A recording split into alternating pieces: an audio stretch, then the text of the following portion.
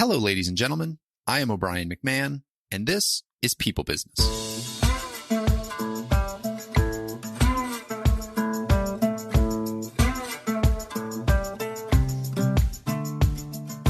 In this episode, I'm joined by Paul LaLonde. Paul is the VP of People and Culture for CEDA of Cook County in Chicago. CEDA is one of the largest community action agencies in the country, and Paul has won numerous awards, including the HR Today MVP Award for his blog, The HR Philosopher.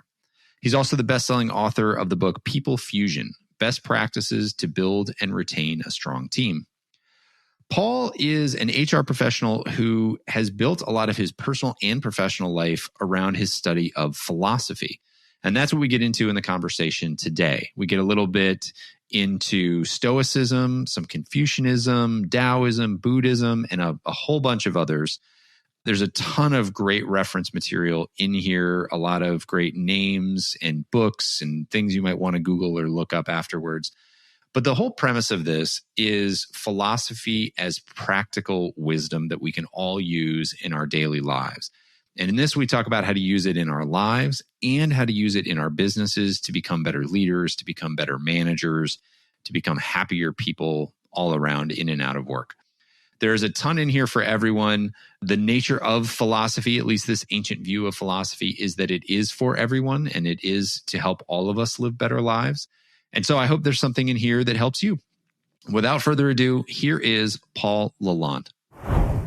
Paul, welcome to the show. Excited to have you on and talk about all things philosophy, or at least all things workplace philosophy today. This is not a conversation that I've covered before, but it is one that is near and dear to my heart based on some of the reading and studying that I've done. And I know you've done a lot more. So excited to dive in. Welcome. Thank you, O'Brien. I am ecstatic to be here. I really am, because I share a lot of your same, I think, zest for discussing this topic. So let's just start at the beginning. What is philosophy to you? Philosophical question.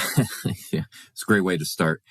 Philosophy to me it goes beyond, I think, what comes to people's minds right away. Maybe weird rituals, mysterious liturgy, or quaint beliefs, maybe endlessly analyzing, theorizing, maybe little bits and pieces of it, but not all of that. To me, at its core, philosophy, of course, is a love of wisdom, but it's using that wisdom to live a good, happy life. And by happy, I use the ancient context, which is flourishing. It's not a pleasurable life that I think a lot of modern people kind of think of it as. I use it as again, flourishing life. So when things are going, I have a really good job, a good family, I can wake up every morning, I'm not 6 feet under. All those things add to flourishing and happiness at the end of the day. But philosophy needs to be actionable. That is first and foremost. So best part about how I define it is that it's for everybody. It's not just for white dudes with beards and ivory towers, even though you're talking to a white dude with a beard. You know, philosophy is for moms, dads, neighbors, CEOs, janitors, public servants. It's for everybody. So I guess to wrap it all up and answer the question, it's about actionable lessons and how we can improve ourselves little by little every day. Yeah. And I love the distinction between flourishing happiness versus pleasurable happiness. I just this week listened to a fantastic podcast interview on the Tim Ferriss Show with an author and professor, Arthur Brooks. And he teaches a course on happiness at Harvard. And he was talking about the fact that happiness and unhappiness actually live in different parts of your brain.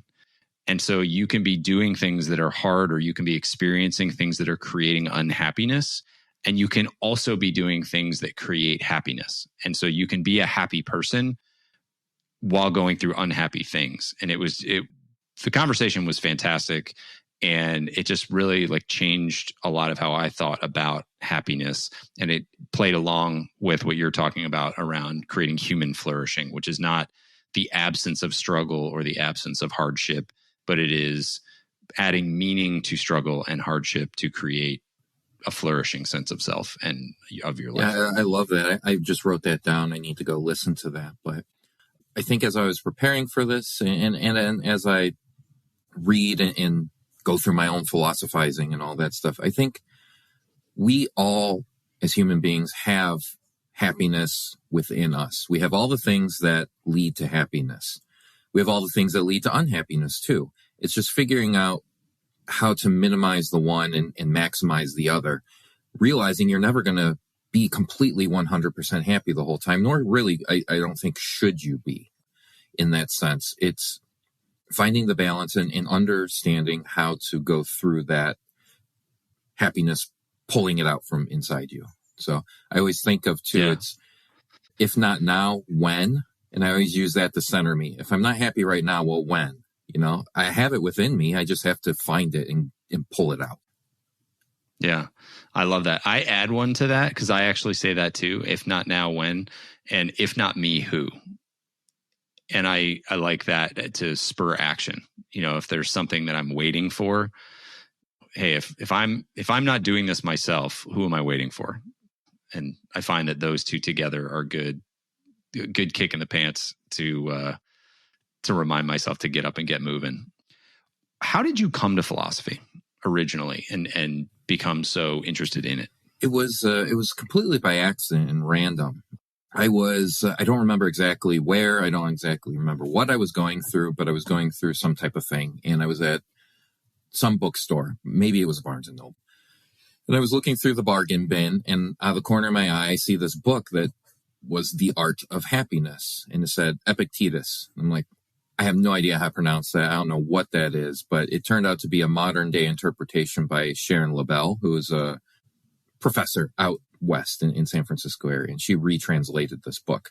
And it turned out that Epictetus is a Stoic philosopher, and this was his writings, which was called the Enchiridion. So I picked it up, just started randomly reading through it. And the very first sentence was, learn to control what you can and discard the rest. And it was trying to figure out what that is. And it just was the right thing at the right time for me. And it really helped, I think, spur me on and open me up from there.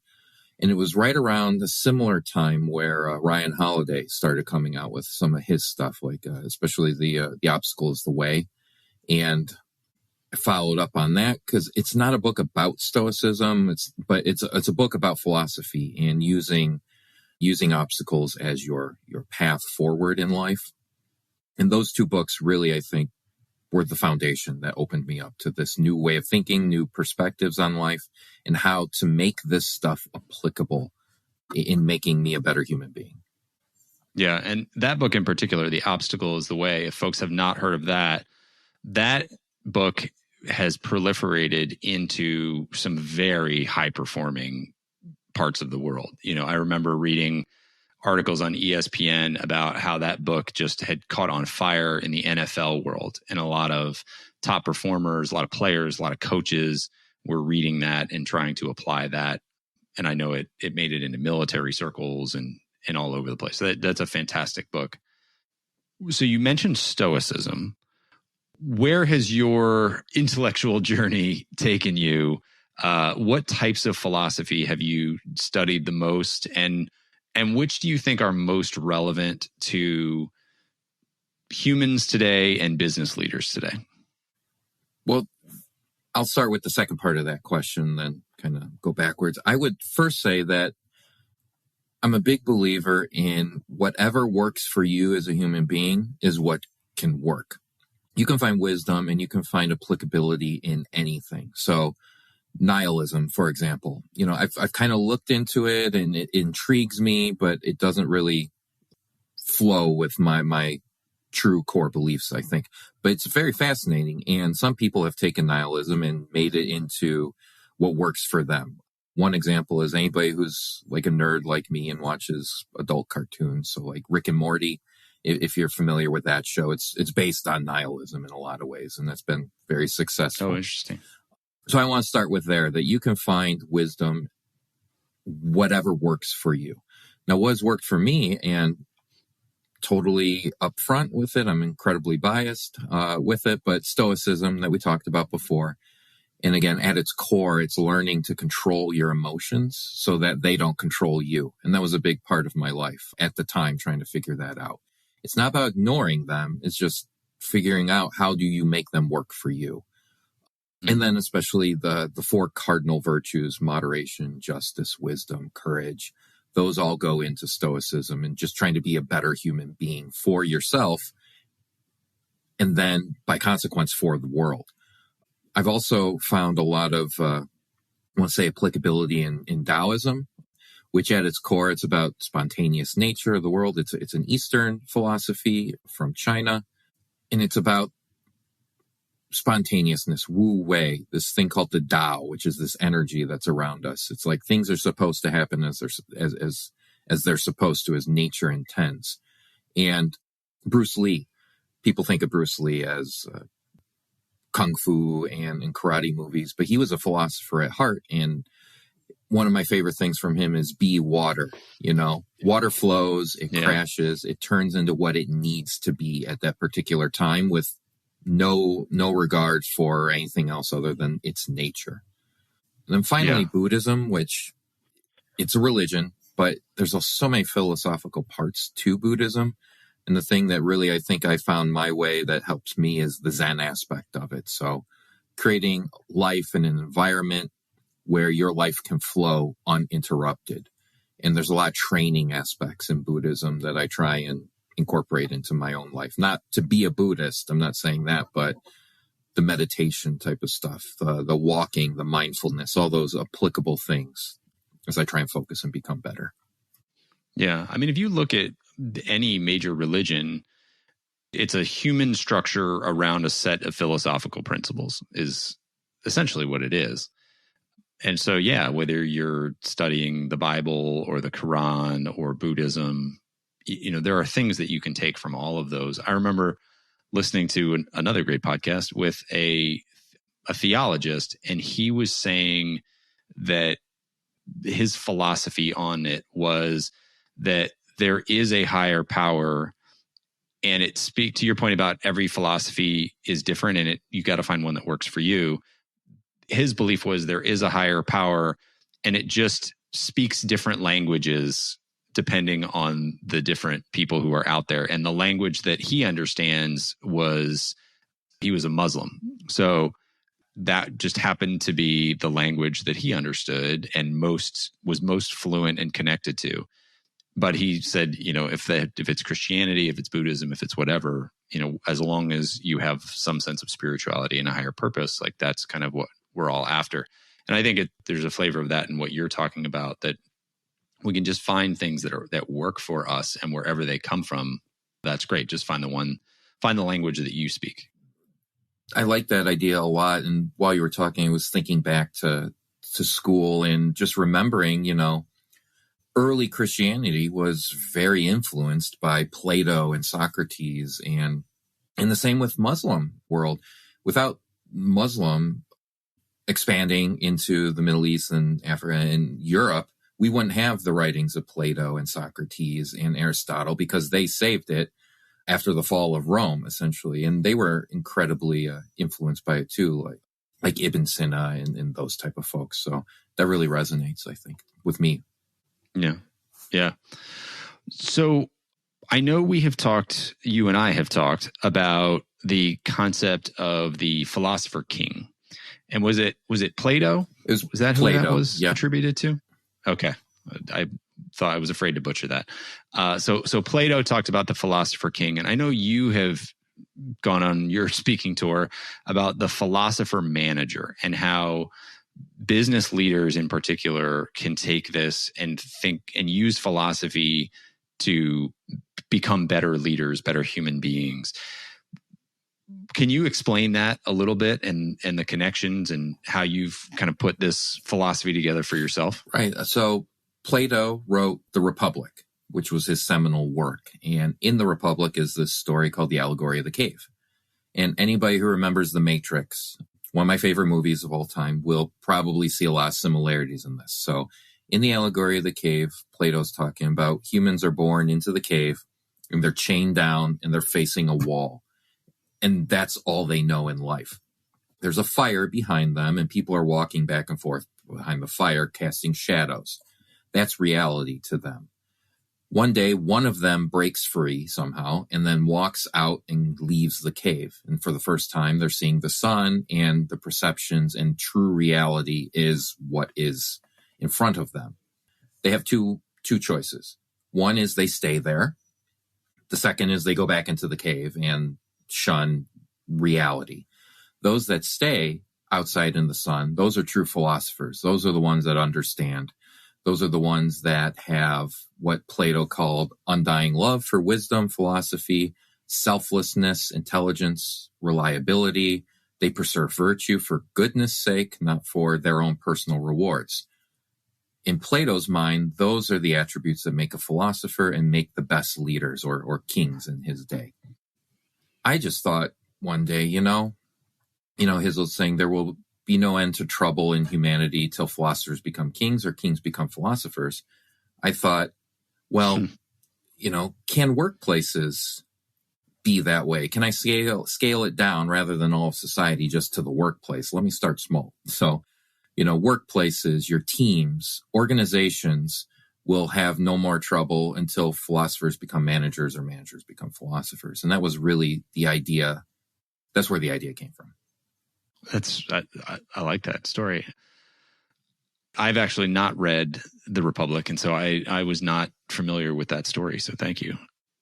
What does it mean then to be a philosopher as a manager? Like where do people start with this stuff? And what are some of the basic principles that people can start to noodle on or think about when it comes to taking a more philosophical approach to being a manager?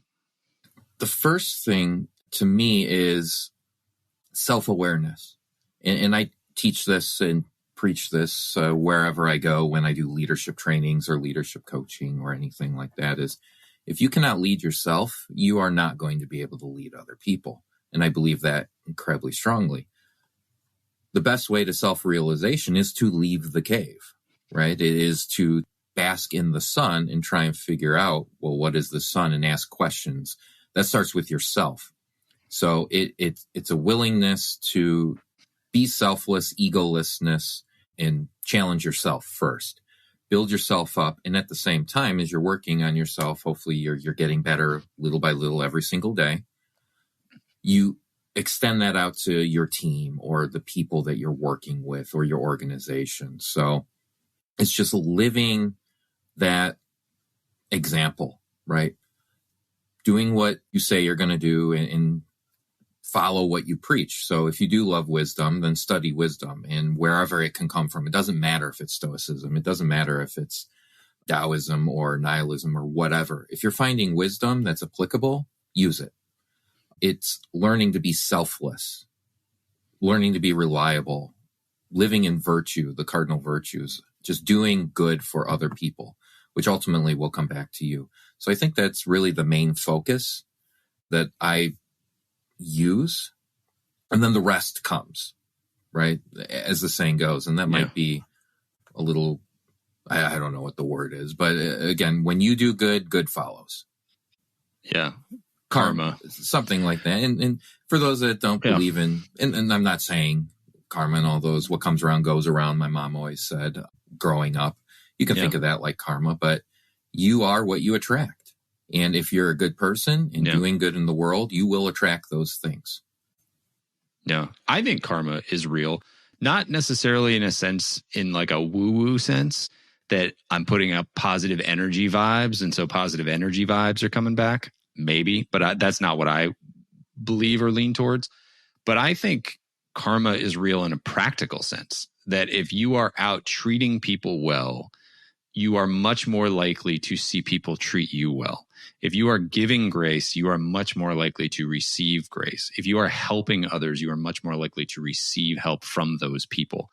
And it's not because the energy is there. It's because you've helped them and you've made them feel good, which I guess, that might be energy, but it's the interpersonal relationships that you're building. You are building a positive reputation, positive relationships. You're building goodwill.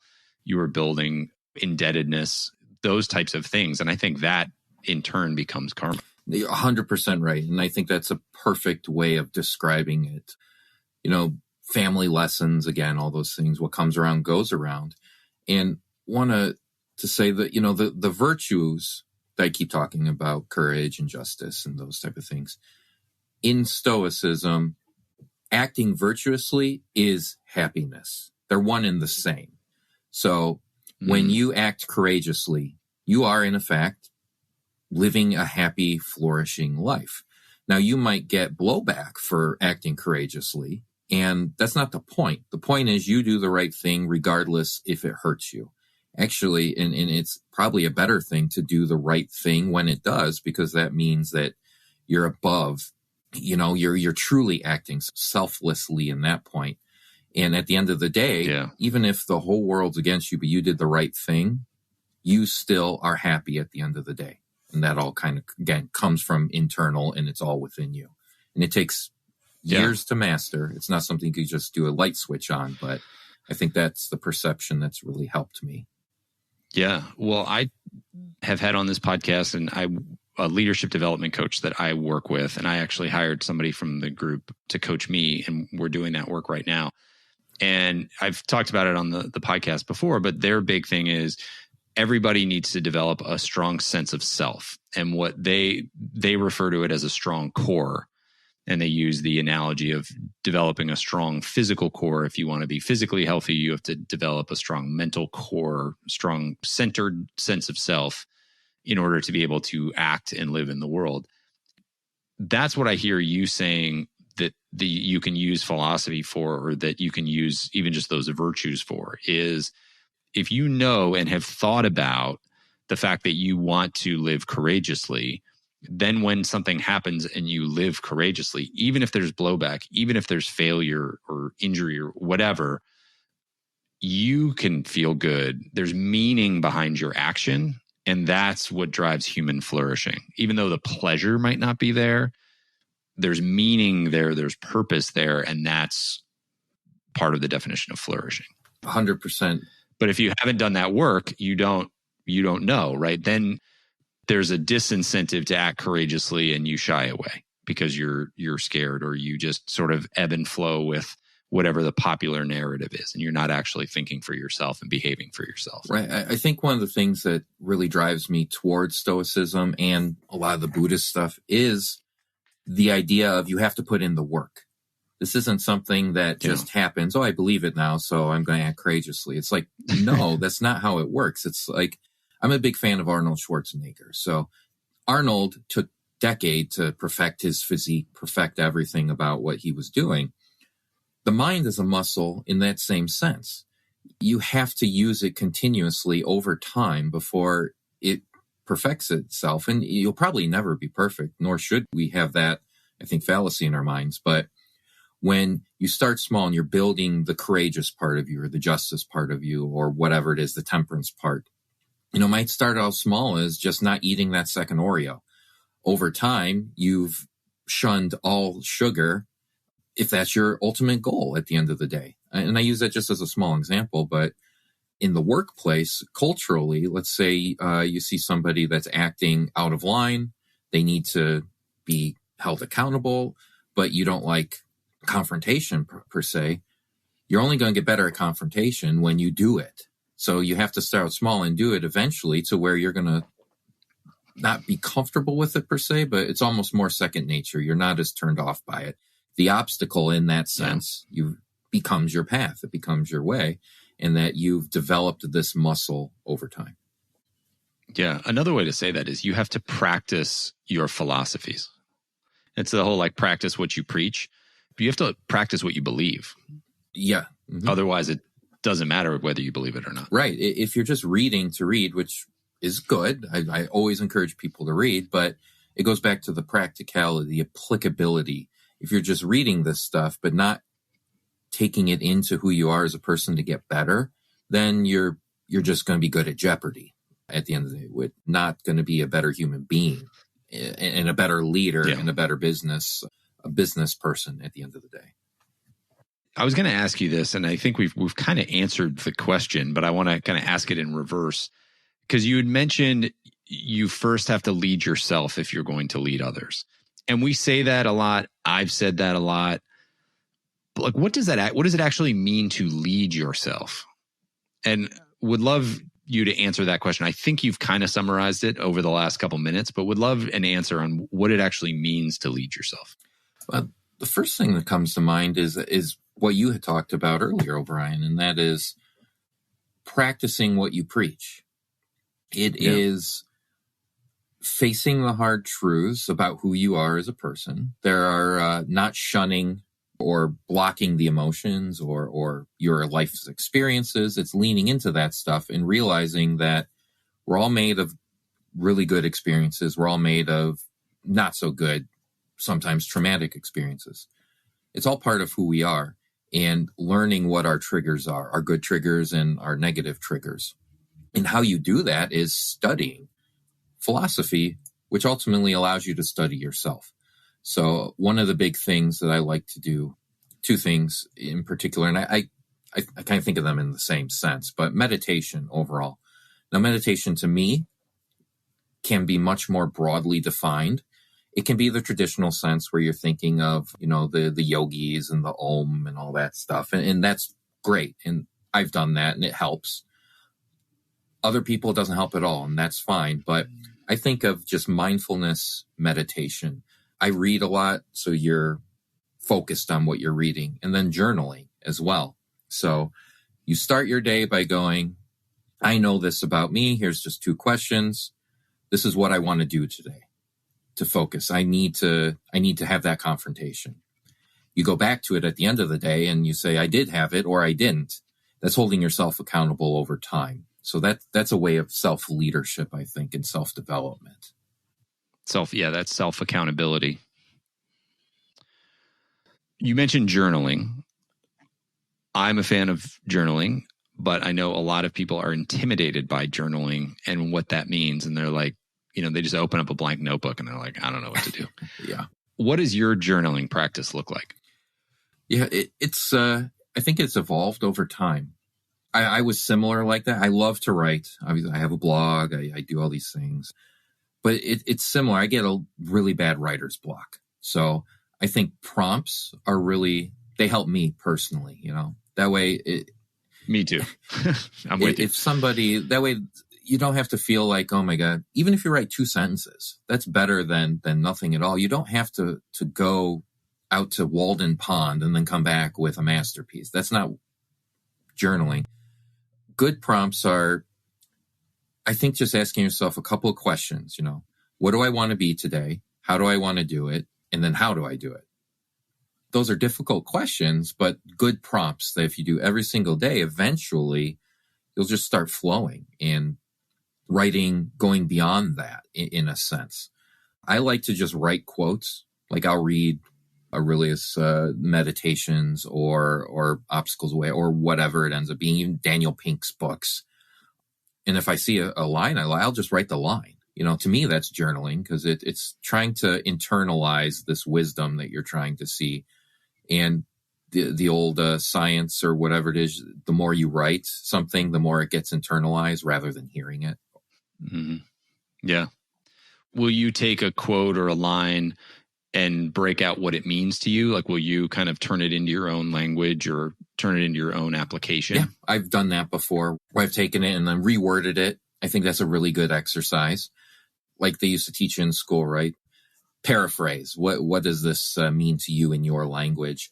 And then I have done other things too, where I've written the line like Marcus Aurelius. One of my favorite things that he ever wrote was, for those that don't know, Marcus Aurelius was a Roman emperor. He was one of the famed philosopher kings, a real world example of that. He would write either at night or in the morning, whatever it was. And he would say, when I wake up today, I'm going to have to face ingrates. I'm going to have to face people that want to see me down. I'm going to have to see people that just are giving me a hard time. But understand that this is your job and they don't know better, and your job is to help them through. As an HR professional, I love that because to me, that's what you do every single day. Not that I'm facing ingrates or those type of things, but well, there's some ingrates, there are some crazies, there's plenty of that. Yeah, 100%. I'm not going to argue with that. But when I do face those individuals and they're hard, whatever is going on, I think back to that line. So I'll write it and then I'll go, who did I face today that was particularly challenging? And what did I do? Did I brush them off? Did I get upset? Did I face them as I should have and help them? Even though they were ungrateful for my help, it doesn't matter because you're not doing it for their adoration. You're doing it because it's the right thing to do, which is what you want to do internally. Yeah. Let's talk about when you screw it up. You know that philosophy, you can recite it, that's great. And then somebody shows up and they just trigger you and you unleash on them and, behave in a way you don't want to. And then you get home at night and you're like, did I behave how I wanted to behave? Nope. No, I didn't. What does that reflection look like? And can you talk to kind of your own mental state as you work through that for yourself, that admission and whatever corrective action you want to take? I believe I'm a very even-keeled, relaxed, don't get rattled a whole lot until I get behind the wheel of a car. I'm a completely different person. And I know this about myself. And yet every single time I get behind the car, I start getting road rage kind of rush on me. Now I've gotten to that point to where I know it's coming.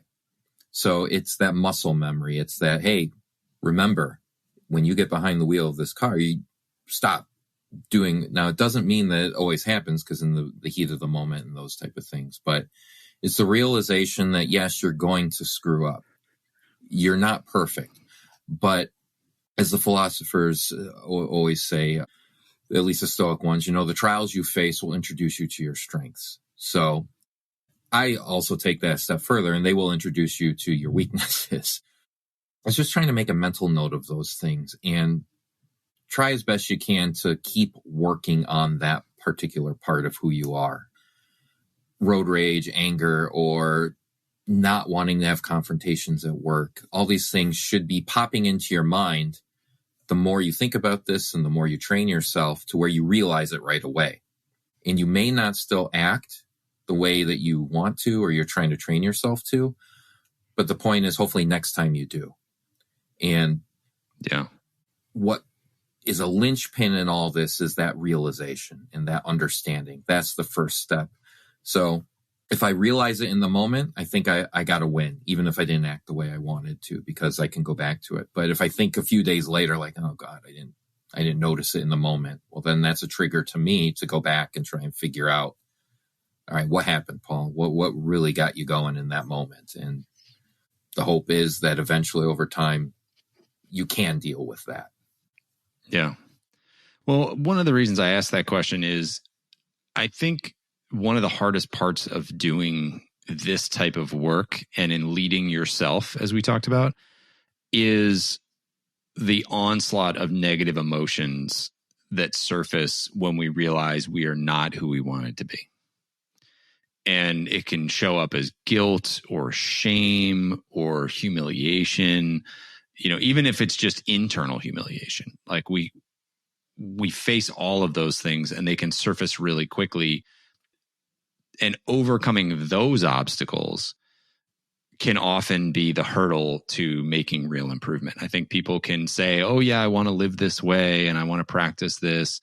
But are you willing to actually sit there and say, you know what, I'm not the version of myself that I idealize to be, and not just dismiss and go, well, I don't need to be that because blah, blah, blah, blah, blah, and rationalize it or deny it, but to say, you know what, yeah, that's right. I hurt somebody. I did something I didn't want to do. I didn't live up to my moral code, and then go back out and try to do a little bit better the next time.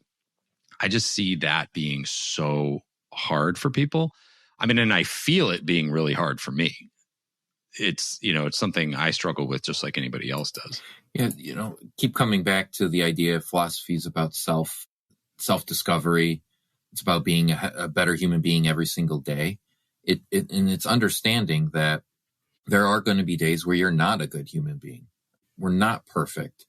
And I think the philosophy can be the ideal in understanding we probably will never reach the ideal.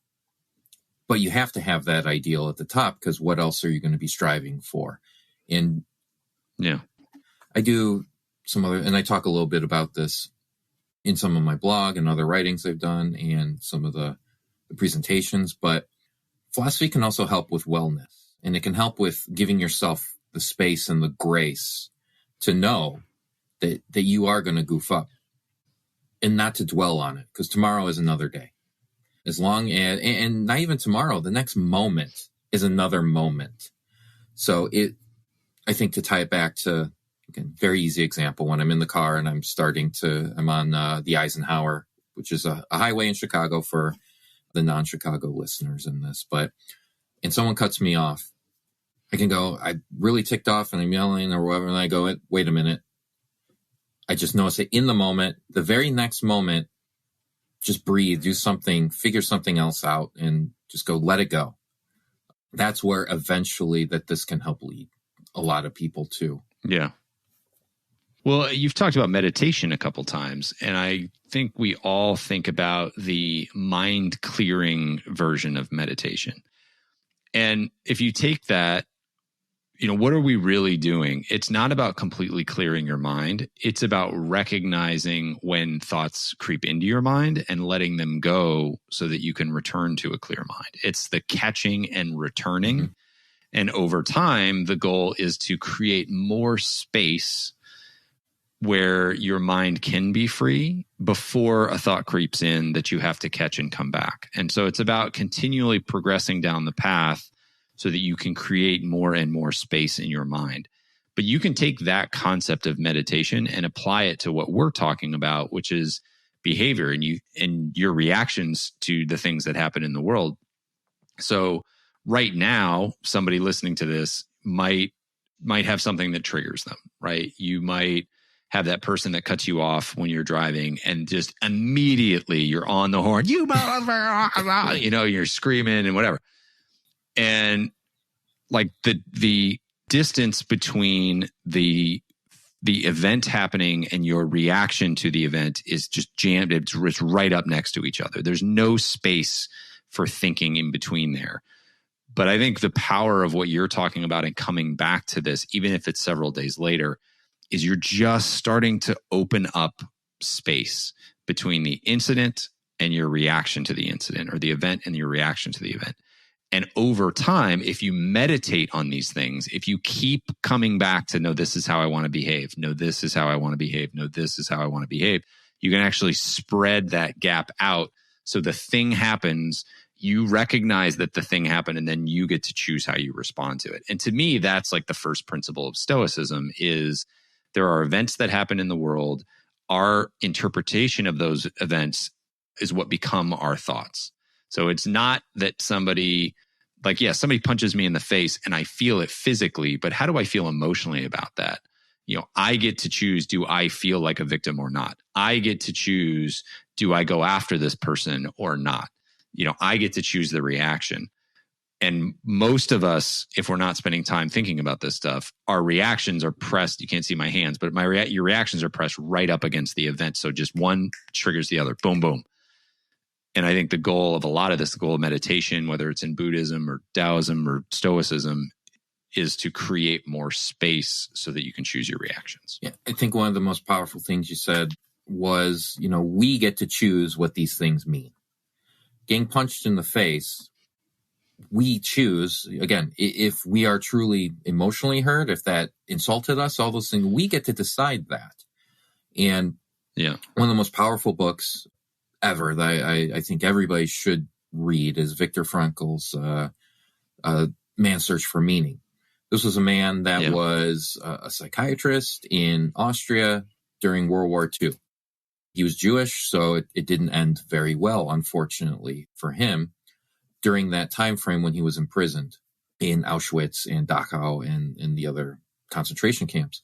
But when he got out, he wrote this entire book based on the psychology of his experience and that. And to him, he found meaning in one of the worst possible human experiences of all time.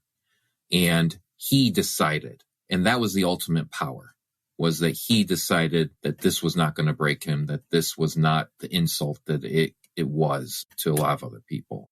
And that's putting it mildly, obviously. But to me, if someone can come out on the other side of Dachau and be a better human being, then I have no excuse when I go on the Eisenhower in traffic. So, yeah. So let's talk about some practical uses here. What philosophy do you use when making decisions? That's an interesting question. I think about, what are we solving for? And my boss says that to me all the time, and I'm sure others are thinking it too. So that's where I start with when I'm trying to think of decisions. What are we solving for? Now, how do I incorporate philosophy into that is, can I have influence? Can I have control over what we're trying to solve for? And then I focus on those controlling measures. So what I can control is what I communicate, how I communicate, what I research, what I'm trying to advocate for as the solution to what we're trying to solve for. So I think a good example would be like a benefits package, right? So in the HR world, we lead the benefits charge and all those sorts of things. So I look and see, what are we trying to solve with this particular benefit? Do we want it just to become, oh yeah, we offer this thing, it's fun, or is it going to be that people are actually going to use it and it makes us a destination for people to want to come to? So those are two things. One, people are going to use it. That's ultimately what we want, right? And then two, more of a strategic and I think a placement of us in the marketplace is that people want to use and they want to come and work for us, which is what we want. So it's kind of, hopefully that helps answer the question of. Yeah, no, it was great. What about communications? Is there anything that you've learned from philosophy around how to communicate with other people? Oh, 100%. Lord knows that's probably our biggest challenge. My God, yes. I always laugh that no matter who you talk to, what employee surveys you're doing, whatever CEO, leader, whatever, always at the top of their list is, we need to be better communicators. It's like, I don't disagree, except what does that mean? Everyone says we need to be better at communicating, but no one teaches you what it means to communicate. So I think this is where philosophy has been one of the most practical applications that I've been able to use. So some examples that I use are like the Socratic method. And for those unfamiliar, it was named after Socrates. And the whole point behind it was, you ask a whole bunch of questions. So I won't say pepper people with questions, but you're asking questions to get to the root of what they're trying to say. Now, you have to be careful with that approach. People who've seen the show House, when they sit around, that's the Socratic method. But you don't want to be like Dr. House. And remember, Socrates was put to death in ancient Athens. So, but I think just that always asking the right types of questions has really been helpful. Also, these ideas of logical fallacies. So an example is like the straw man. So when someone attacks your argument, they make a fake argument and are attacking that instead of your core of what you're trying to do. That's the straw man. And it's not to use these things to attack other people. It's to recognize when people get off task or when they're not communicating in the right type of way. And then the other last things I really, really try and emphasize is in Buddhism, there's I'm not going to get into the depths of it, but the Four Noble Truths, there's suffering and all that stuff. And then to complement the Four Noble Truths is the Eightfold Path. And there's one of the Eightfold Path is called right speech. And there's the idea behind that is there's a proper way to communicate with everyone, communicating in a way where others are open to receiving it. That's the most important thing in the idea behind right speech. And that really stuck with me because you might be communicating the right things and trying to get at it, but if they're not receiving it, then you're not going to be effective at the end of the day. And then other things that go into right speech, like telling the truth, don't exaggerate, be consistent, and use peaceful language, which I think is tricky in the business world because we use language like frontline and war on talent and all these things. So a lot of military language. Right. Yeah. I noticed I've started to take out of my proposals, I would talk about executing the plan. And I've switched that to implementing the plan because we don't need to be executing anybody.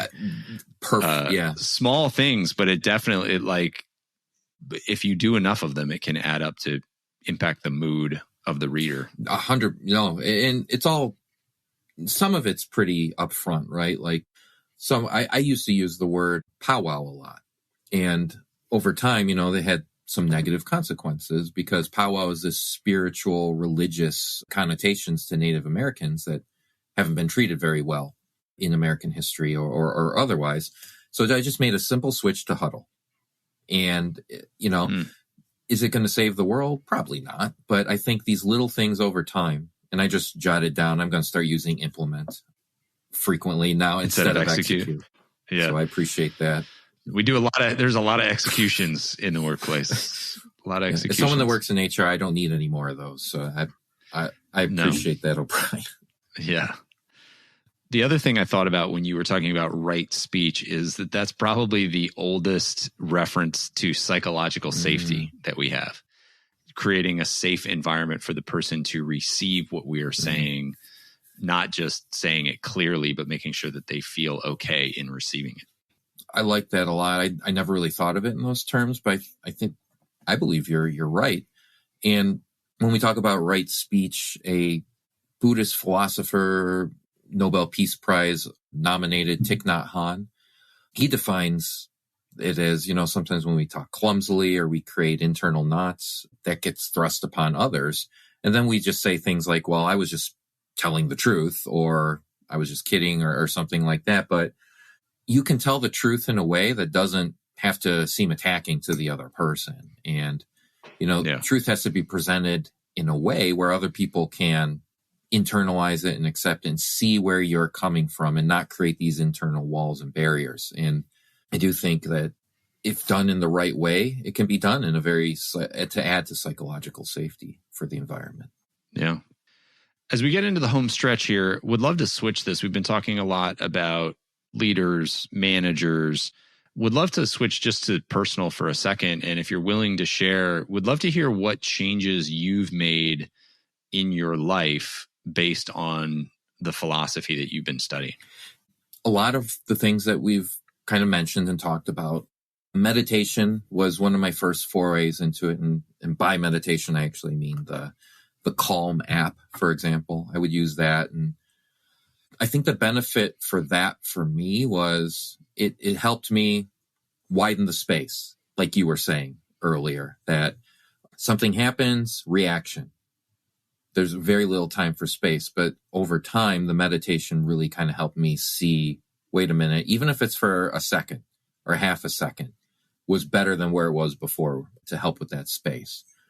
Tons of other things are reading and applying a lot of this stuff. I think one of the things in Stoicism that's a lesson is learn from other people, find wisdom where you can. So read as much as you can. And not even that, but go on LinkedIn, follow O'Brien McMahon and see what he's doing and go, hey, I like what he's doing there. I'm going to implement that myself. So it's not just in books. It's in your network. It's finding mentors and people that you can follow in their footsteps, even if it's one little tiny thing. Journaling, I talked about. And then one thing I didn't talk a whole lot about, but it's a key tenet of Stoicism is this idea of memento mori, which is Latin for remember you're going to die. It's not meant to be a morbid thing. It's meant to remind you that you could leave this world right now. Let that influence what you say, what you do, and what you think. So I really keep that at the forefront of my mind especially when my little toddler's getting out of line or whatever it is. It's like, do I want the last image of me potentially to be angry and showing that with him? It's like, no. Take a step back, breathe. He's 3. He doesn't know what he's doing. Same thing with work environment, right? It's like, do I want this to be the last influence that I've had at work? It's like, no, I want it to potentially be that the last thing I did in this world was a good thing. So, yeah. So that podcast I mentioned at the very beginning of this, talking about happiness, that was something that they got into. And they talked about memento mori. They also talked about, I think it was from Buddhism, Masanti meditations. And he explained that they would take monks and they would have a series of cadavers who were in various stages of decomposition. and they would have them stand in front of the freshest cadaver, all these young monks, and they would have them sit there and meditate, saying to themselves, "This is me." Just the recognition that this is where they're all going to end up. And then they would go to the next most decomposed body and say, "And this is also me." And they would work their way down the line saying, "And this is also me, and this is also me." And then at the end, there'd be this acceptance of, and that's okay because this is the natural order of things. And they would practice letting go of that. And he talked about how we're all afraid of death. We're all afraid, whether it's actual physical death or getting fired or some kind of social ostracism. For me, it was, as I was thinking through this, it was having to say goodbye to my 2 young boys. And so I actually did this the other night. And I wrote down like 5 progressions to having to say goodbye to my boys, and wound up sitting and actually going through each of them. And it had been something that really choked me up every time I thought about it. And I had said to myself, even before listening to the meditation or to the podcast, like, I'm going to have to face this emotionally at some point, either, while I'm healthy or at the very end, but it's something I'm going to have to face. And so I sort of let it out through this meditation. And I won't say that it cured me of that fear, but I'll tell you what, it built a whole lot of gratitude. And the next morning I was very attentive and in the moment with my 2 boys and with my wife. And it's something that I will go back to at least a handful of times to sort of again, create more and more space between the thought and the emotional reaction that I have to get to a place closer to acceptance. And I think, that's kind of a weird random story, but I think it plays to what you're talking about, in that we can think about whatever it is that we are struggling with, and we can sort of meditate on it and create more space and process it and allow it to go. And I think our death is just kind of the biggest one of those things. Yeah, what you described is a very core practice of Stoicism. And I think it was Epictetus that actually says, train yourself to let go of your loved ones, and don't think of it as they've left. It's they've gone back to where they needed to be, kind of a thing. And I think that is where you lose a lot of people, because I get it. I completely get it. But the one thing in life, other, I guess, than taxes is death, right? It's change. Everything's going to change. And there's another Buddhist practice called sand mandala, and they spend weeks creating beautiful sand sculptures and these sand art forms, beautiful. And then as soon as it's done, they shake it up and it's gone. So you spend weeks of your life, if not a year, building this beautiful art form just to destroy it right away. And it's that practice of life is constant change. We need to change our perceptions and let go of those things and train ourselves for when the inevitable does come, because it will. Yeah. This is interesting. So my son struggles with this, my 4.5-year-old, where he will build something out of blocks and he wants to save everything he built forever. And then his little brother comes through like a hurricane or a tornado, knocks it all down, and he, is inconsolable. And it's interesting. It just has me thinking that this is a great way, not to get super philosophical with him, but to come up with some kind of practice to appreciate what he has built and then to let it go so that he can build something new. And that in and of itself would be a great meditation for him and for us to do together, to sort of celebrate what he has done, have him feel pride in what he has done, and then to let it go. Well, I could say I would like to practice that. We'll see how it goes. I would like to practice that with you. My 4-year-old, a couple years ago, him and I built together an X-Wing Lego. And I was like, this isn't going to end well, but I'll give it a try. It was beautiful. It was great. I wanted to be like Will Ferrell from the Lego movie. And within 5 minutes, it was destroyed. I'm just like, oh, God, it was hurting me inside. But at the same time, it was like, okay, I get it. I know what I was doing in the moment anyway. It's like, so I think it's just learning to expect what you know probably is going to happen. Yeah. So this has been a fantastic conversation. Where would you suggest, you already mentioned Man's Search for Meaning. You've mentioned a couple other books. Marcus Aurelius' Meditations, Epictetus's Enchiridion. Where would you suggest people start? Like, what are the best appetizers to sort of get into this philosophical thinking and conversation? Yeah, any one of those is great primers to start with. I talked about Ryan Holiday. He has 6 books that deal with philosophy. Some of them are 100% just on Stoicism. The others are philosophical in nature. I think what works really well with his books are real world examples. Again, he takes it to heart that philosophy is about finding applicable things in your day to day. Again, philosophy, to go back to the very beginning of it's not about trying to figure out, how many angels can fit on the head of a pin. Philosophy is not about, are we in the matrix? Is this a simulation? Any of those things. It's about, what can I implement in my day to day life? And Ryan Holiday has those amazing examples of normal folks, people who you've heard about, like Muhammad Ali and the DeLorean guy, all those sorts of things. Another book that I found fascinating is called The Tao of Strategy, and it's by 2 professors, but they have business backgrounds too, and they did this big study on business in the East. So the Tao of Strategy is, what are all these Eastern philosophies like Taoism, Confucianism, Buddhism, and what do Eastern business leaders do in their day-to-day lives to make their companies super successful? So again, here's these Eastern philosophies that are put into modern business practices in the East. So that book I found was fascinating, very approachable, very easy to read and understand. I'm going to write that one down. That sounds really interesting. The Tao of Strategy.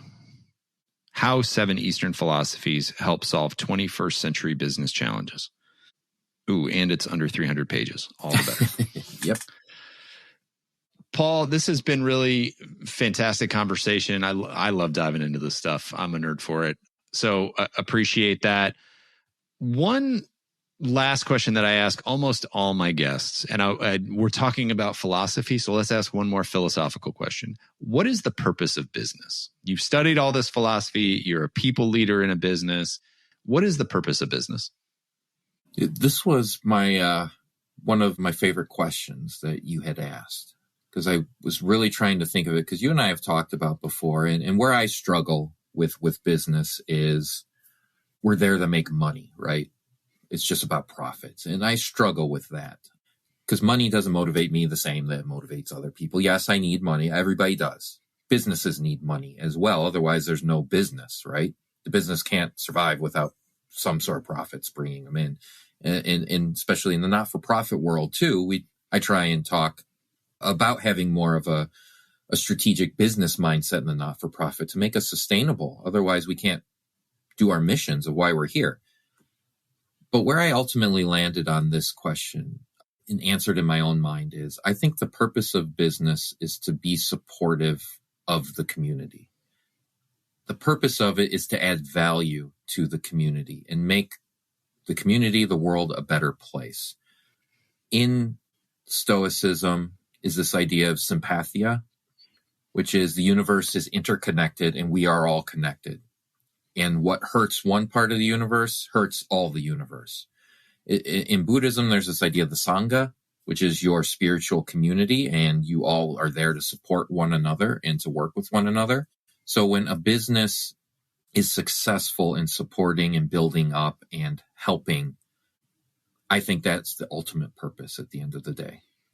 I love that. Goes back to your original definition of happiness, human flourishing. Yeah. Paul, this has been fun. Thank you so much for coming on. Listeners, thank you.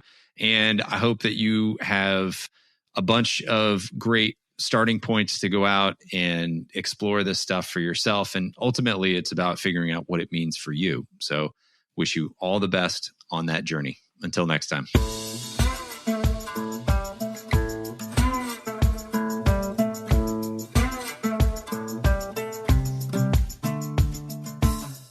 Hey folks, one last thing before you go.